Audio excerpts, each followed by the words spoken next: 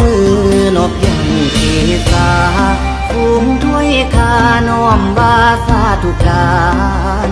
รัตนังไตแก้วศาสนาหมายบูชาบุญญาโพธิญาณบารมีเผยแผ่ไพศาลลำลืนสุอันโลกลุ่มโลกาอาราธนานมัสการสักการะจิตกายวาจาข้าพมาการนี้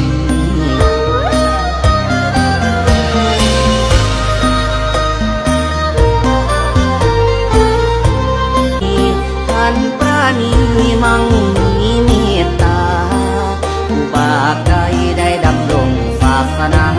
องค์พระสัมมาสัมพุทธภโคดม